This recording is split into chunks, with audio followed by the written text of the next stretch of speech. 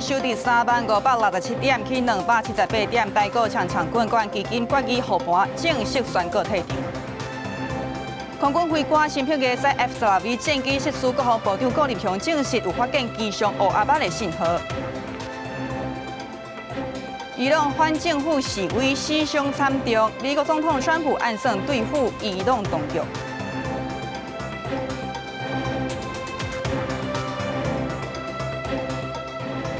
观众朋友你好，欢迎收看公视台记台 AM 新闻，我是曹欣。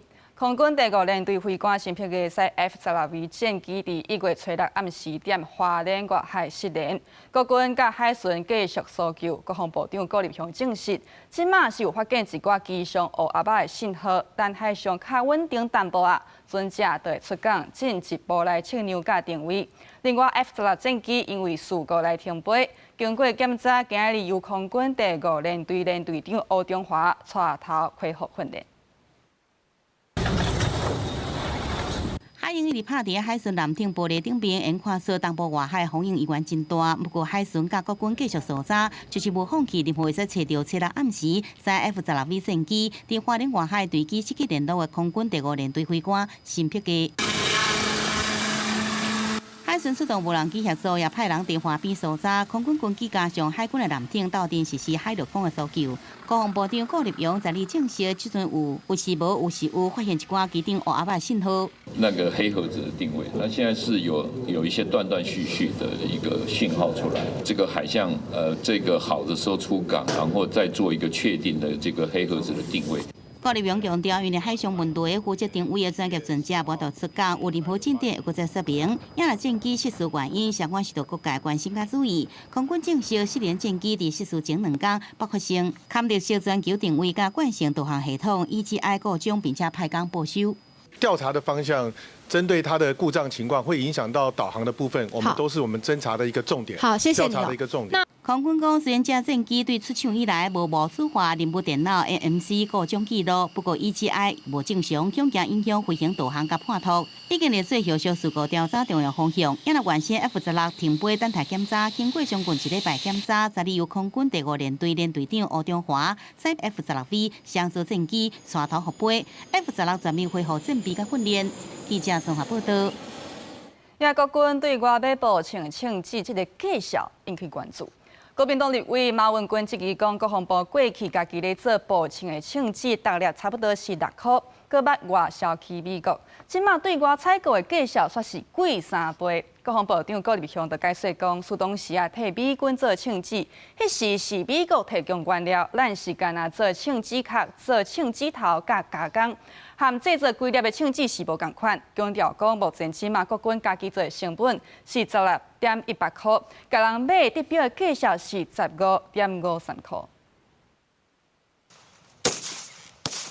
换姿势、换枪支客啊，国军这几年持续强化实弹射击的训练。不过，国军对外采购步枪火药的计效却引起关注。英国国防部家己生产的5.56mm 步枪的枪支，一粒计效差不多6块，还搁捌外销去美国，即马港买的计效却是加3倍。这2个都是由美方来提供发射药底火跟包装材等原料，而且还有提供运输等等。205厂它所负责的是只有弹头、铜壳跟组装的部分。从93年开始，一直到现在，每年有4000多万发，你用的都是钢芯弹，可是我们却从来没有采购过。至少现在资料显示，111年的时候还只有2340万发嘛，这个训量就一直增加嘛。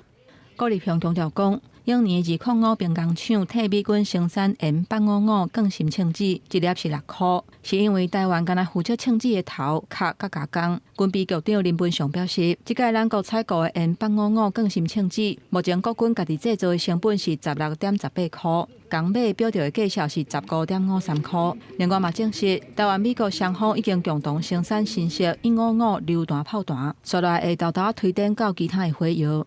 也若枪嘛是强化部队战力的重点，国造的 T112新式步枪嘛当地加速生产。不过最近有民众发现海军陆战队甲护营的官兵换下美国制造的 M4A1 步枪。顾立雄证实 ，M4A1 是美国军援的物资，当地持续透过军援生产甲必要采购等等的方式，来加速部队摕到适合的战斗装备。适合进阶作战、城镇战或者是在车辆里面携带的卡宾枪。T112来说的话，它是基本上枪管再多了2寸，所以跟 T911相比，它的精准度会再提高一些。国防部估计，到2028年会量产86000支 T112的步枪，来满足地面部队换装备的需求。学者认为讲，M4 A1 甲 T112会当应对无共任务的情形，两项拢会是国军真好用的工具甲武器。记者综合报道。来讲，立法院伫去年底3读通过卖台公告年金集赞法案，也立法院司法法制委员会伫今日安排相关部会进行执行报告。其中传输报道表示讲，因为爱重新审定要18万的退休公务人员，因的所得替代率按算就要半当来调整系统，也即中间呢，就照本地的规定落去发退休金。这就引起南委来质疑，讲是因为行政院、考试院要对职赞提出适限，安尼做来拖时间。在国民党民众党团人数优势之下，立法院去年12月3读通过停止台公告年金的法案。不过行政院、考试院嘛申请适限甲暂时处分，互南洋立委关注进度。传输部讲，因为爱重新审定要18万的退休公务人员的所得替代率，系统调整估计爱半年。这个期间会照原地规定发退休金，引起南洋立委的质疑。为什么这个时间要这么久啊？譬如说警察条例，我们也花了快半年的一个时间，因为它需要重新再写程式。中华民国的资讯技术如果是这么落后，那我不晓得我们的 AI 跑哪里去了啊！透过程序上的干扰，希望拖到宪法法庭开议。李来希批评讲，行政机关的目的是要等到适限结果出来，完全无咧顾省长退休公告人员的权益。相关作业的时程是参考英国的经验，无超工拖刷。不过调查对法律效用的日期甲退休金的差价，是搁引起争论。修正的条文中并没有追溯生效的条文。12月27号以前，我们整个退休金的发放就依照旧法。在这个条文里面本来就已经有了这个回溯的意思，否则的话不会讲说这个附表从113年之后不再适用。自己在修法的时候没有把施行日期的配套思考清楚，现在反要求我们要去违法，要去把2年的役扣退休金一并要返还。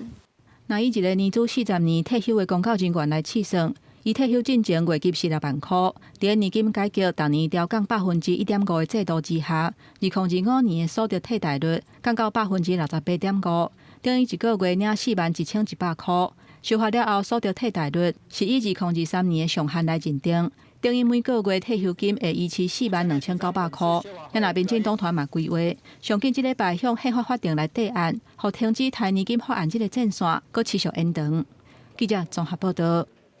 也中央政府总预算金嘛也卡掉咧 T-Pass 通勤月票，恐惊无经费来挪出。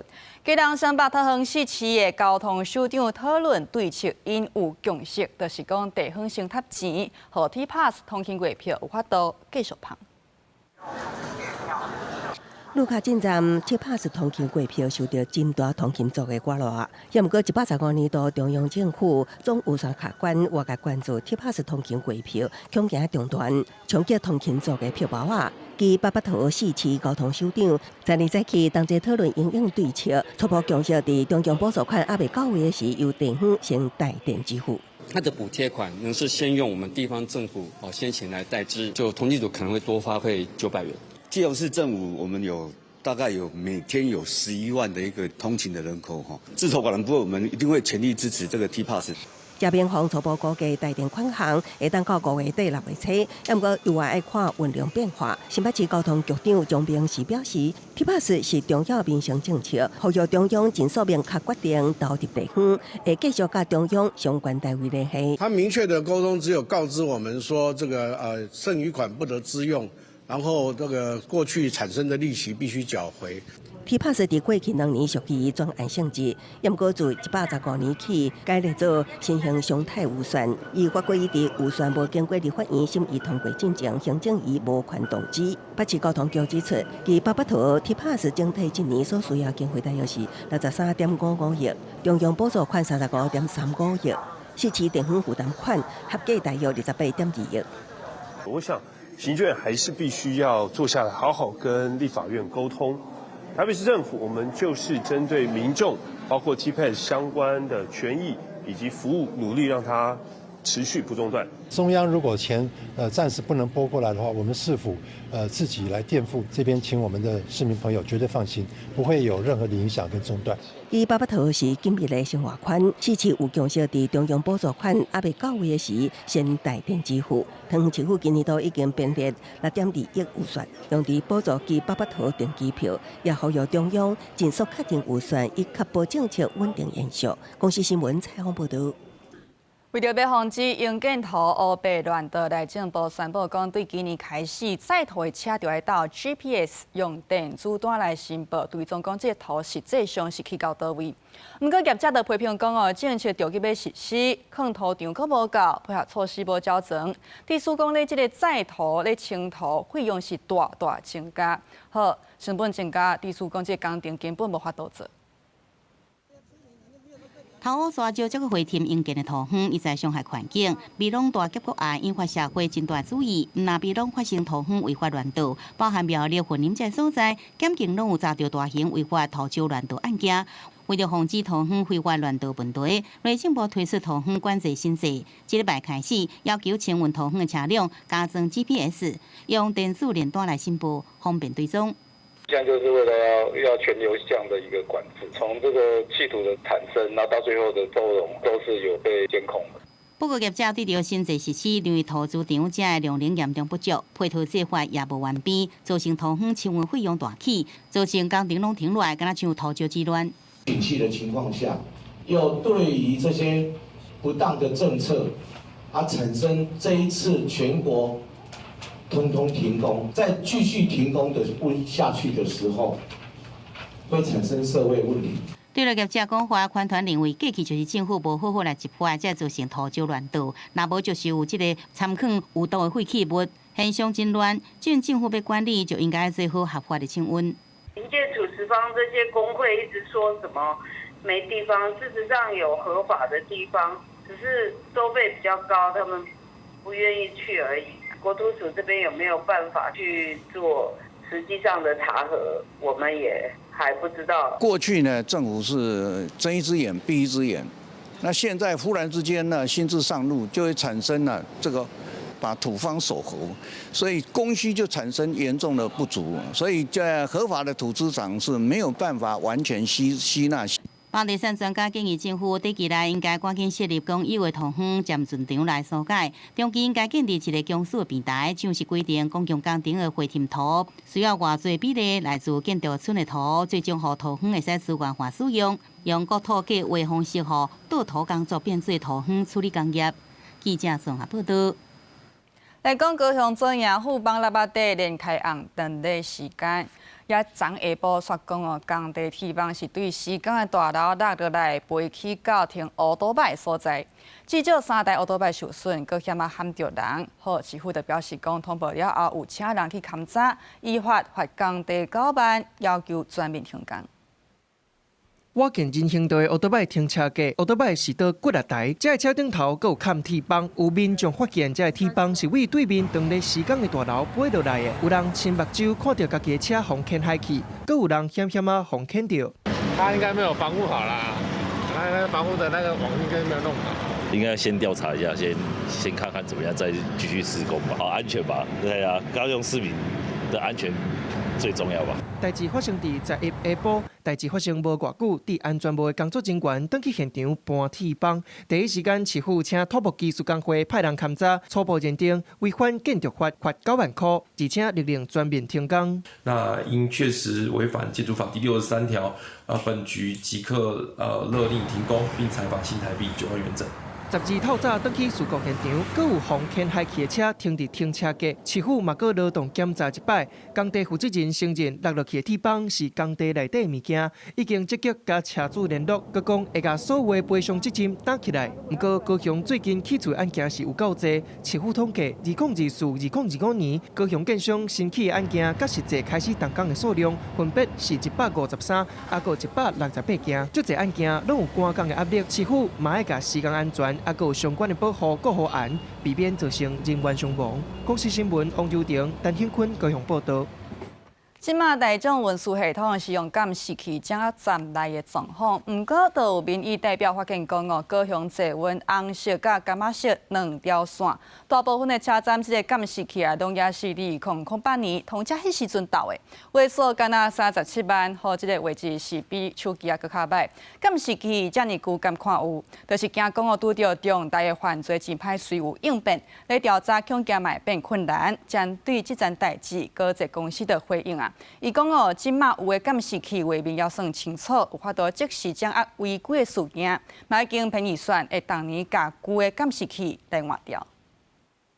捷运站的出口、大厅、天棚等等的所在，拢有安监视器。捷运甲台铁等等的大众运输，以监视器来监控站内情形已经是常态。毋过有民代发现讲，高雄捷运红色甲柑仔色两条线。39个车头内底的监视器，大部分拢是2008年通车的时阵装的，话数干那37万，影像保留的时间嘛无一定，上底干那14天。只有37万的话术，比我们的手机都还要差很多。如果不能及时辨认嫌犯，或者作为明确指控犯罪的证据，将造成警方的侦查断点。高雄捷运最近这几年的运量一直提升，面对烦恼旧的监视器若无换新，万不离若发生类似随机攻击的事件，恐惊真恶随应变，乘客嘛认同这个看法。当然是话术好一点最好，比较安全啊。监视器其实也是要有人去监测才有意义，才有办法预防。民代认为除了换新，还阁爱有人随时伫遐看，确保安全。实际去站内看旧的监视器监控的画面，画面也算清楚，毋过较好针对特定的人，伊的面顶顶的特点来确认。类比式的，那也是符合当时的规格。那话术大概是落在37万左右。那在这几年来呢，在进行一些相关的运用啊，例如说可能是有一些逃票啦，或者是说破坏站内设施的部分，那都还能够派得上用场。高雄捷运表示，现有的监视器针对违规的事件，也是会当即时来掌握。去年已经有成编8个车头监视器换新的预算，会慢慢来甲车头原底类比式的监视器换做500万画素数位式的监视器，持续来换新，确保乘客安全。记者综合报道。去年马太安溪帮山湖做大水，是甲报花抢歹去，也为着要通水路去报花，水利署爱来收土地做工程。今仔日相关部会是去到花莲公府来办说明会，都有居民反映讲家己的权益会来受影响，讲啊若是土地用地期无意见，毋过是无法度接受讲土地规划收去。这是光复乡马太安溪南华东寨区，为福州街甲北湖村的报花边，水利署计划要兴建2500公尺长、跨50公尺的加冠加固报花。土地即马到底是要以征用还是征收，居民都无清楚。可不可以很明确的告知我们说，租用跟征收的范围是哪些地方？水利署表示，马太安溪目前有3个报花爱兴建，其中万英村、明治村有2060公尺，光复乡有2500公尺。相关地目分别有国有地、私有地甲环保地，会当讲拢是农用。当用期会以公告现代的10%作为补偿，也毋过以永久性来看，未来也是需要以征收方式来进行。我们必须要在今年的4月汛期来之前，能够把这些都做到位。因此的话，我们一开始我们是透过先行使用，然后之后我们会采征用的方式。那报部同意之后，我们就会开始执行。短期征用我们没意见，但是征收的话，可能有点对很多人都说不过去。另外，农业部也针对新竹国有土地东寨区的农地，提出异地耕作办法，向大塘甲国有财产署也有体复会新竹农地，互无法度复耕的农民使用，同时会当异地换地，也爱个建议。公司新闻采访报道。南投最近有民众看到不少违规载运的状况，第三点都货车载竹啊，这个竹啊石头有够悬，不过呢重量无平均，几台车是起一边。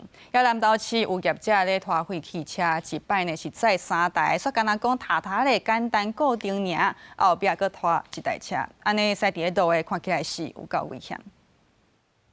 拖车车道小连续踏3台废弃的车辆，后边佫拖一台废弃的机动车，就安尼驶伫咧路面，互民众感觉实在伤害啊！有点危险的感觉，撞到那个树。民众开车敢若会当保持距离，就惊伊随时会落落来。民众伫南投看到这台拖吊车，敢若简单将废弃车辆固定，一届总共拖4台，毋若管道超出视线。驶过路口的时，用要扫到电火条甲边仔的树啊，好用路人是错咧等。翻掉撞到人怎么办？开车的话，如果东西掉下来的话，真的很危险，随时可能陷你这样子，还是不要再那么多操纵的感觉。另外，伫南投德山嘛有民众看到这台货车，后倒载真侪塔足悬的竹啊，挡到后壁用路人的视线，车尾佫捅出车道真侪，而且贴的重量无平均，规台车拢出去啊。后壁驾驶毋敢驶上晚，就惊随时拢会发生意外。警方表示，如果确认违规事实，将会依法开罚单。如超过规定，得依《道路交通管理处罚条例》29条处罚汽车驾驶人新台币3000元以上18000元以下罚款。警方表示，装载货物的悬度对涂骹面算起，大型车袂当超过4公尺，小型车袂当超过2.85公尺。若是超过规定，除了会开罚单，嘛会责任改正，也是禁止通行。日后嘛会加强处罚。公司新闻林建生、彭焕群南投报道。我见台湾市人民公园讲一搭巷仔内有人家厝藏交警，警察去查，当场是发现7个人伫咧跋筊，随甲证物扣起来，甲人送法办。来，警察标动！大庭警员冲倒去路骹堵袭，真侪人围做一道，当咧耍着就破口。场景啊，对。现场装着跋筊钱96000块，并且甲各种的跋筊工具收去。更较关键的是，警方查到抽头的科技啊，抑个名额12万块，脚卡的科技啊，认定涉嫌非法组织跋筊。车子从那边骑嘛，我一看到这边好多其他车。这间地下交警用人家厝来掩护，开伫台北市大安区瑞安街的巷仔内，挖进大安森林公园。对外口看起来是真正常，不过辖区的警员接到检举，现场出入复杂，展开调查，正将甲交警的业者等等的人带回来。因承认伫去年底租人家厝偷窃交警来趁钱。当场查获场主及荷官各1名，赌客7名聚众赌博，现场查扣赌资及相关赌具1批。警方依法将涉案人员依刑法赌博罪移送法办，其余赌客依涉违法裁处。涉案的业者甲总管虽然2个人拢承认罪行，有关乎按照跋筊罪移送，而那在场的7位脚卡是按照协议法裁罚。公司新闻采访报道。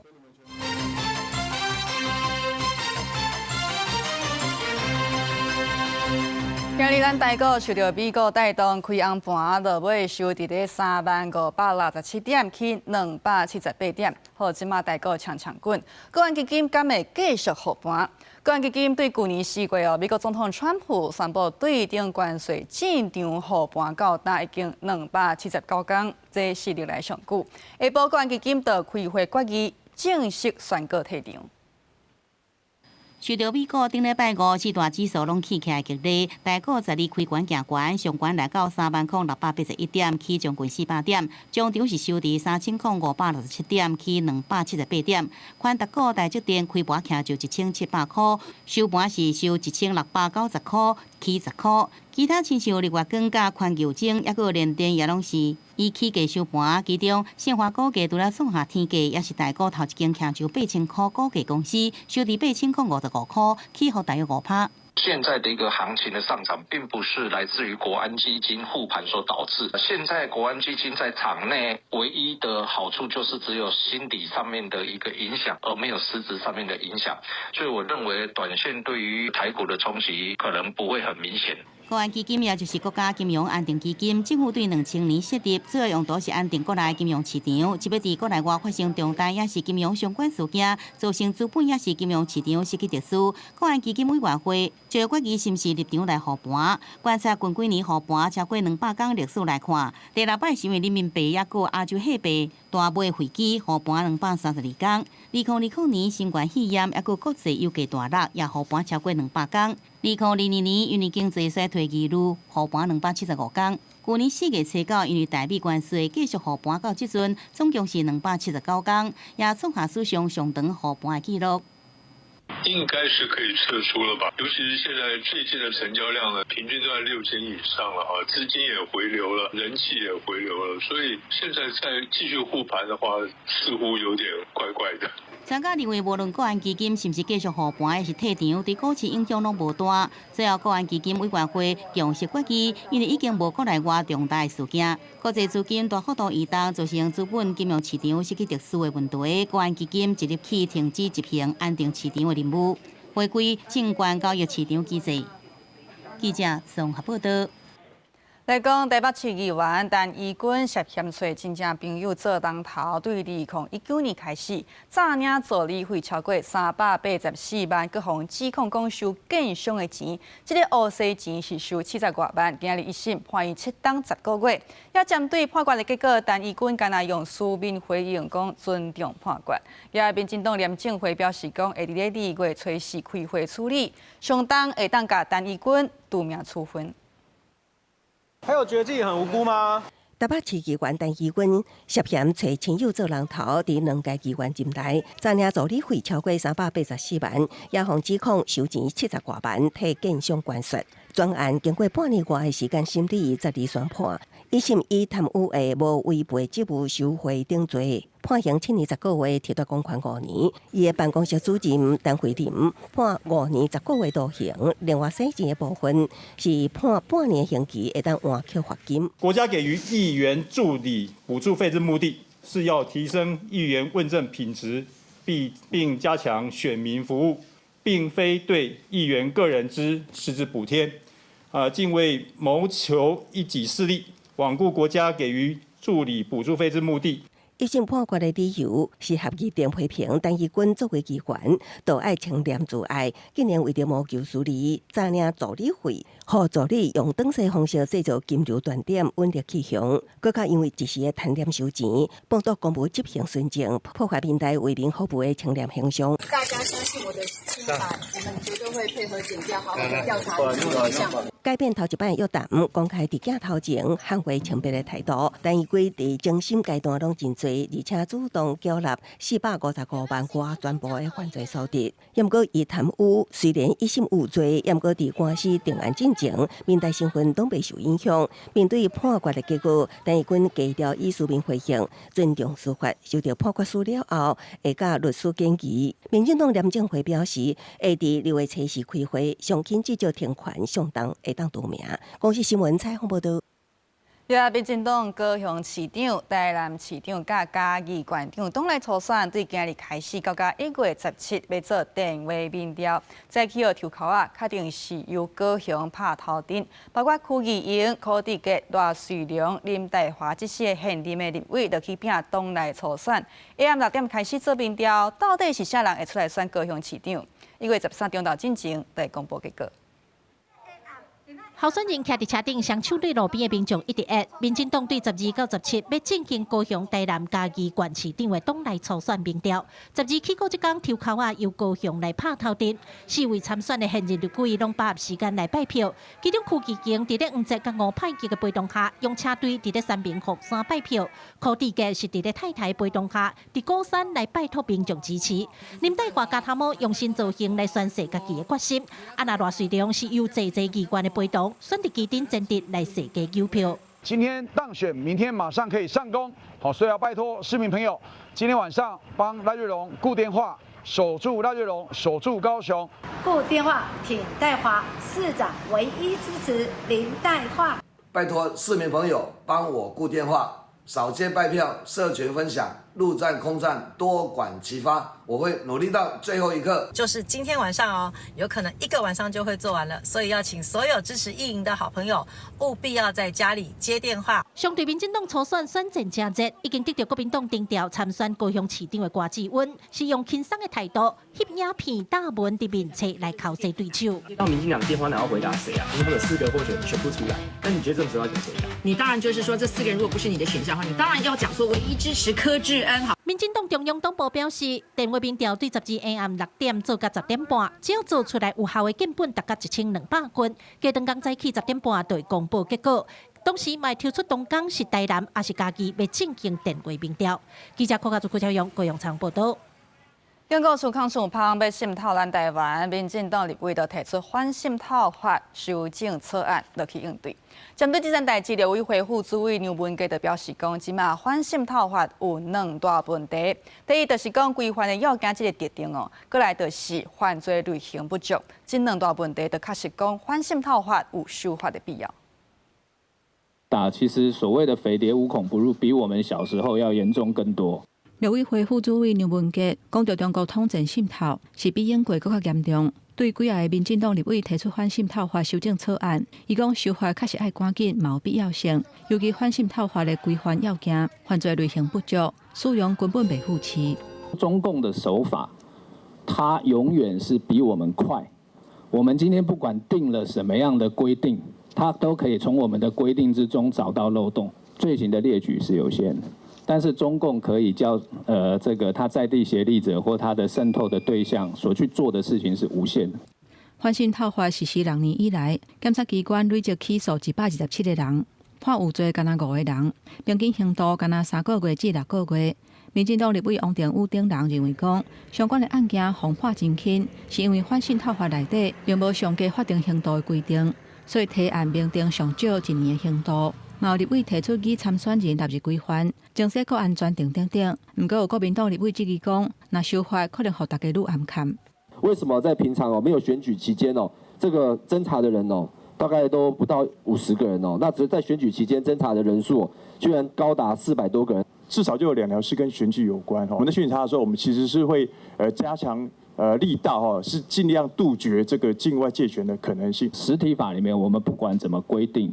你最后都是变成是法官在判决的时候，他们按照他们自己的认定方式去处理，所以我觉得可能陈冠廷委员的那个提案，我们可以仔细考虑。另外一方面，中国国台办顶日甲内政部长刘世峰、教育部长陈永尧来做台独顽固分子，嘛甲高检署检察官陈淑仪来入去台独的拍手。杨文佳指出，中国以国家的力量制裁或者是对手特定的人士，目前看无具体的效果。不过嘛讲，这会互当事人有心理上的负担。记者综合报道。去年签讲要捐器官的人数降低，也接受人器官的个案是3冬来上少，敢若318件。中心就分析讲这可能甲捐器官的争议这个案件有关系。卫福部就指出讲，即马人长会受安宁照护有进步，这拢会影响到捐器官的人数。也即马人咧捐药剂，人咧捐部分肝脏，这个资格敢会当愈放灵，爱个讨论。去年6月，北部一间大型的病院防质疑讲，处理器官捐赠的个案若像违反流程。不过，器官捐赠医师定律甲病人自主推广中心会会讲，专案为医疗、伦理甲法律拢有符合规定。不过，第一时间对心跳停止了后，捐器官的认知无共款来误解。也若最近这3年成功配合的个案有减少的趋势，从2023年416件，过当年366件，到去年敢若318件。不过，其实到去年年底，也有11000多人等待人捐器官。上届欠缺的就是药剂。推广中心分析，台湾因为慢性药剂病的人真多，需求大，时间嘛逼。会希望说肾脏移植的捐赠是不是能够下降到18岁？那还有是不是能够增加姻亲让这个等待的这个时间可以再下降？推广中心指出，咱国民众对捐器官相对较保守，也有对内脏医师的规范嘛真严格。外体医师敢若有药剂甲部分的肝，药剂就要是5等亲，肝是5等亲加上姻亲。也若心脏甲肺是敢若限定大爱捐赠。卫福部指出，因为边境的血收增加，甲强化病人自主安宁照护，确实是影响民众捐器官的意愿。安怎推广外体捐器官是会当拍拼的方向？也若放连捐的对象，这个问题也会讨论。包含这个再生医疗的推动，其实对于有一些心脏或者是肺脏的疾病，未来那么也会有一些新的这个可能性的出现，来降低对于这个器官移植的依赖。卫福部指出，除了继续推广签器官捐赠的同意书，科技进步嘛会有新的机会。亲像伫英国已经有业者开发出模拟人体内部环境的机器，互人管的肝、甲腰子等等的器官，伫离开人体了后，要是会当运作24点钟以上。新的科技嘛有可能会当增加通提供医师的器官的数量。记者综合报道。台湾近视的比例真高，毋过要爱好看，就有真侪人挂稳形目镜。毋过观众朋友，你敢知影，即个戴稳形目镜的塑胶水盒仔，其实会当摕转去目镜行来回收换环保金。即个环保金技术阁不了好哦，因为稳形目镜的水盒仔，伊的材质当高温，结果阁真单纯，是真好的塑胶原料。都有工作坊利用即款水盒仔，伫10分钟内变出一支新的目镜镜。对，这个就可以戴出来，是一个眼镜。你要戴戴看吗？这支吸水真水，阁有造型的塑胶目镜，伫10分钟进前，只是一寡塑胶粪扫，环保业者摕几个稳形目镜盒仔、饮料罐，阁加一寡咖啡粉。那我们这边把材料轻轻的、均匀的倒在我们的热板上面。高温甲塑胶变成软，软甲亲像麦芽糕同款，完全让它没入，很像做鸡蛋糕一样。好，我们接着也是2只手。然后摕入去机器塑形，这支循环再生的目镜镜就完成啊！业者讲，稳形目镜的水盒仔属于聚丙烯的材质，这款材质耐高温，结构单纯，有真悬的回收价值。眼镜的水盒，我们可以有很多的运用，像包括我们垃圾厨房的产品，大部分都是用我们的5号聚丙烯。那水盒也是一个很棒的原料，因为它可以做成透明的样子，所以它可以做成充电盘的外壳、眼镜的这个框的外壳，还有就是做成我们整个碗的这个容器的一个材料。台湾有真侪人挂稳形目镜，却真少人知影讲稳形目镜的水盒仔会当回收。即马有真侪目镜行为着要响应环保，提出环保金，鼓励民众把塑胶水盒仔摕转去门市回收。我们大概从去年，就是2024年的9月就开始做这个回收的动作。那现在也1年多了，那目前累积的量有1560公斤左右，然后已经突破51000多人次的回收量了。全世界每当有产生大量的塑胶，不过回收再利用的比例无到1成。亲像粪扫厨房，这期伫咧社群分享举办展览手工，就是希望透过美感唤起社会关注，延续塑胶粪扫的生命和价值。记者台选林秀凯台北报道。也因为经济负担，即摆人哦是毋敢生囝，囡仔是愈生愈少。那被立委就提案，讲要说台湾未来户头，政府甲父母斗阵替囡仔欠钱，长期落去投资，等囡仔18岁，上济会当领超过50万。毋过，民进党立委甲卫福部就质疑啊，讲这项政策恐惊会增加财政负担，毋若安尼。过来就是讲，爸爸妈妈有诶是较高赚，也有诶是较辛苦，在欠即个未来户头好加善的政策，恐惊会愈严重。囡仔愈生愈少，经济负担是一大原因。为着要解决问题，在野党提出替囡仔设立台湾未来户头的概念。那被立委也伫立法院提案，规划伫囡仔出世了后，政府会当先伫咧口罩内底欠5万，了后逐当搁欠1万块，用长期性的投资，预估伫咧18岁时会当领33万。若是过程中家长要相对半钱入去，口罩金额会当超过50万。这部台湾未来账户就是用制度化去资产的支持，减轻育儿的负担。从孩子的出生那一刻开始，我们一起就来投资国家未来的竞争力。8日立法院社权委员会咧讨论这个草案，有民进党立委质疑讲，若是照拿爸立委所讲的，父母也会当家己提拔愈侪，囡仔成年的第一桶金钱就愈悬，才会变相讲造成好野善食愈差愈大。是不是会又是打造一个社会不公的一个温床？你要知道，有钱的人你请他储蓄哈，这个是一个好事哈；没有钱的人，你让他去储蓄哈。这是一个罪恶。卫福部也指出，政府的资源有限，福利政策爱做的应该是把预算留给弱势家庭的囡仔。你的爸妈因为在台积电，或者说在这个高所得，还有国家还要给你这个开户金，我是觉得恐怕会有复制目前现有的贫富差距。咱不是干那有台积电，还有这个高科技，咱嘛有真侪迄个工考人。这正是咱正爱给照顾的。卫福部补充，政府对2017年开始已经有针对弱势家庭的囡仔推动离校未来教育发展户头，每一户弱势囡仔伫18岁时会当欠54万。政策推动8档，已经帮助4万名的囡仔。卫福部希望把预算留给需要帮助的囡仔。记者台下选林秀凯台北报道。根据台南农业局统计，去年咧掠青豆丁拢总掠26000多只，是比前一档搁加1倍。好，青豆丁的数量真正是有够侪，即马就传出讲有青豆丁走入去恁家厝，遐咧通报已经拿100。农业局就表示讲，即马已经有请人去盗掠，会加强巡查，控制青豆丁的数量。 今日台南南区即间徛家，民众带记者入去因兜灶骹，哪讲哪记即个窗仔门，当时就是有一只青皮豆丁，青门大户直接摸咧邻家窗仔，互因大家带一条，到摊想起来也是心惊惊，而且这毋是个案，李长讲遮大中里里面甲反映真侪届啊。惊到啦，有啦，有惊到，嘿啊。啊，就感觉毋捌看到，啊，就哦，叫阮后生敲电话去甲李长讲安尼。袂细食哦，2、3尺的哦。 头到尾哦，3尺外有，因为伊的身躯一地吼，啊伊阁会一抓尾啊。外来种青皮豆丁因为无天敌，加上真高生态，地数数量较歹控制。根据统计，去年全市已经掠26000多只青皮豆丁，平1年加1倍。其中南区甲林地区数量占上济，但是坐到公园甲蒙仔保顺，虽然无看到，不过李长讲这枪材拢会密伫咧树仔顶，加上湿水真强，嘛较歹互人发现。因讲后续会继续加强巡查。去年到现在大概里面有通报了3、4次，有时候我们过去的时候绿鬣蜥跑掉了。 那有时候我们过去有抓到，那抓到之后我们就通知农业局，然后来里长服务处把绿鬣蜥带走，后续让他们去做处理。今年的1月到现在的话，也移除了几百只哈。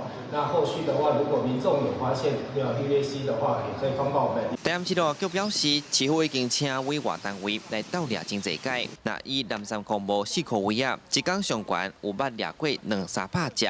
为着要防止拖到别区，因讲即阵早暗拢有派人咧巡，公园绿地甲河边拢是因巡的重要目标，卖继续追查因分布的所在，避免加做生态较安全的温忧。记者苏台南采访报道。高雄去年小耍发现几若件龙洞狗攻击的事件，市府启动专案来掠狗。4个月来，已经掠超过1000只，好，遮尔侪只都造成收容所有压力。动保处的评估讲哦，看要甲狗仔送互人饲无，也议员是建议讲，甲龙洞狗训练做搜救犬来运用。看到人一排狗仔一直哄哄叫，高雄寿山动物收容所规定的收容量是250只，即阵差不多有90%满。动保处讲，因为去年7月到10月，高雄永安甲旗山北头山发生龙洞犬攻击受水的坐过人甲山顶的玫瑰鹿，造成伤亡。市府启动专案，加强掠龙洞犬，短短4个月就掠1050只，地属高雄2大公家收容所拢逼量。透过专案经费，我们也跟我们的一些民间团体、厂商这边一起配合。把我们这些短时间大量进入的犬只来分散到一些民间团体的场域里面。突然就是增加200-300只，所以我们不管在收容的空间都要去扩大，跟人手我们都要增加很多的人手，跟资料的费用什么，这个都是要成正比的去增加。高雄燕巢甲寿山2大收容所的量进步是900只，只要90%满，动保处就会随甲民间团体合作，进行暂时的收容，也是协助送养。不过一个月享用100-300只，动保团体嘛讲，真正是第一摆拄到。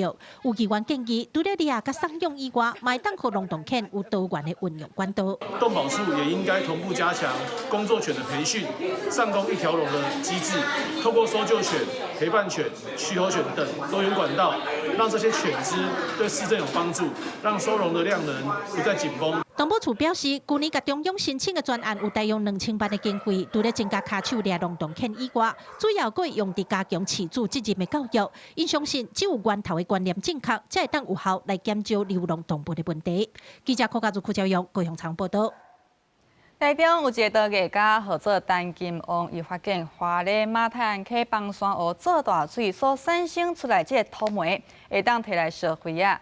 也经过分析甲实验，认为讲哦，这个土煤甲一般无共款，是一种国内外文献拢也未清楚定义的材料。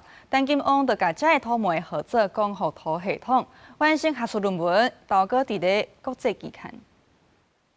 茶米放伫茶锅内底加烧水，需要加茶汤倒入去杯仔内底。陶艺家陈金旺所使用的这套茶具，就是家己所烧的马太安溪岩湖。所用的材料就是来自花莲马太安溪一楼所留落来这个沉底土菇。这个就是用光附涂当胚，然后用光附纱当表面的釉色。那你今天为了达到釉色的一个熔融，纱的一个熔融，那相对的，它土已经受不了这样的一个温度了，它就垮下去了。花莲马太区邦山湖伫去年9月发生一楼出来情形，造成光复乡严重灾情。经过清理了后，留下数量大约600栋的这个沉底土菇。因为陈金旺经过几摆试验甲失败，掌握上界适合的温度，才有法度烧成作品。陈金旺讲，邦山湖顶有自然的分离器，加沉底土地分做沙甲土，除了土会使成做黏土的材料，沙当做天然的釉料。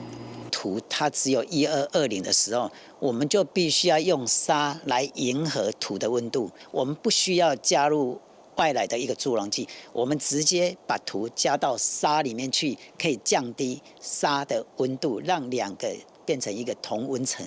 但希望讲，沙因正做提早玻璃化，会作用这也因为纯自性的天然矿物其中的铁成分。放伫色酸盐内底，互釉色会使稳定发色，造成敢若有光的青色，配合自然一空一空的外表，成做特别的作品。伊除了学名叫做光复土泥系统，也完成学术的论文，并且投稿到国际期刊。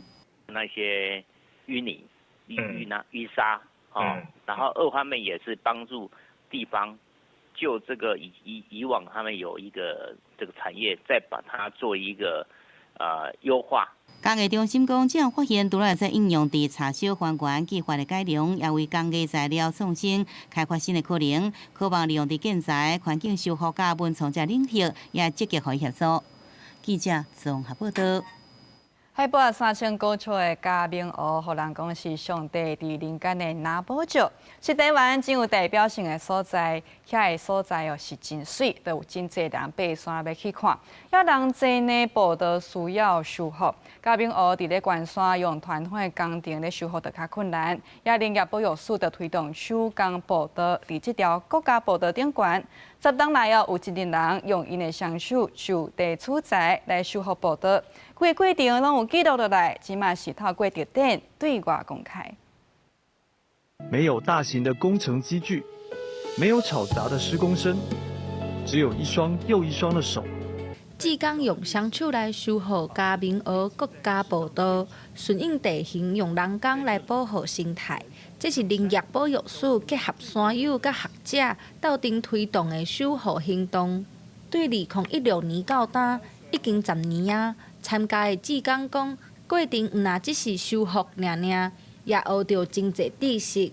步道一直坚若磐石，都没有受到那个风吹雨打的影响。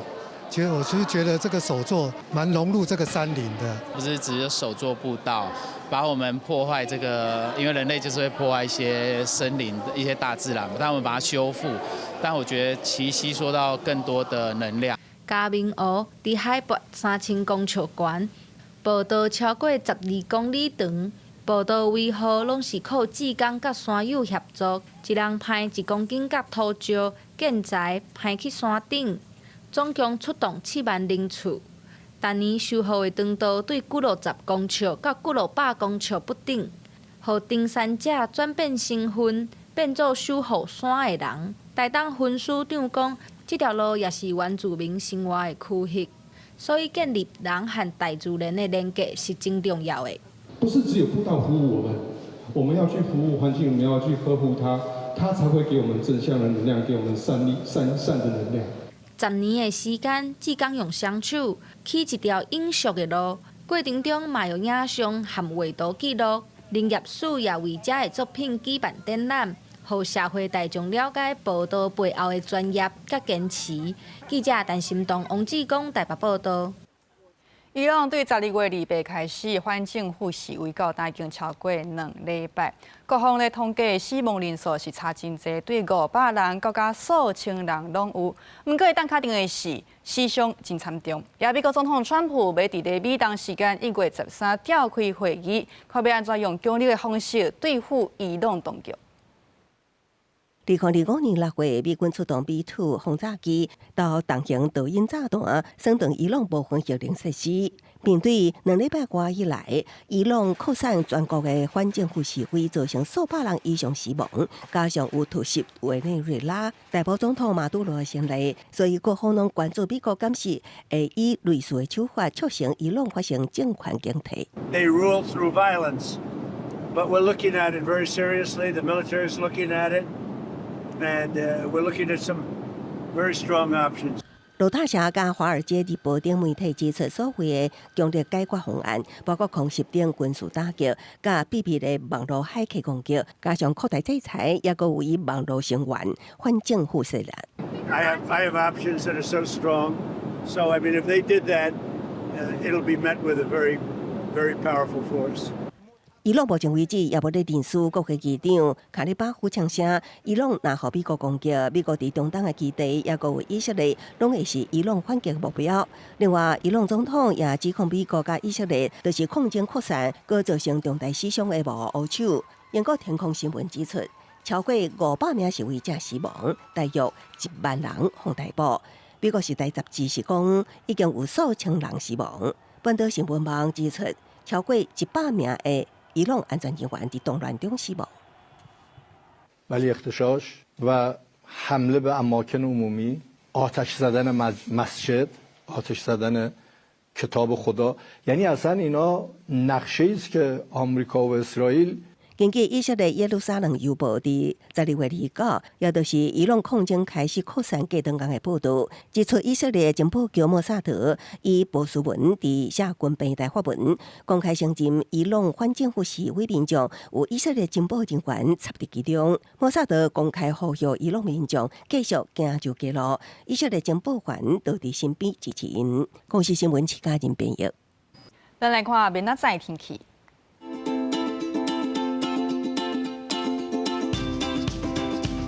北部地区12度至22度，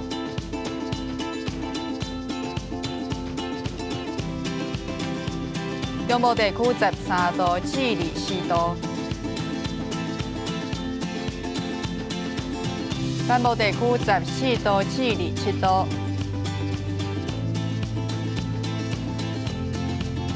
东部这边13度至23度。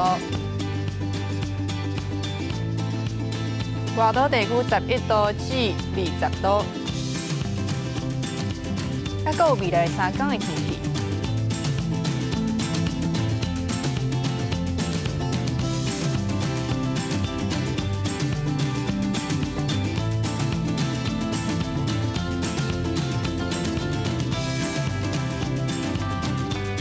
感谢观众朋友收看今日 AM 新闻，明仔载同这时间再会。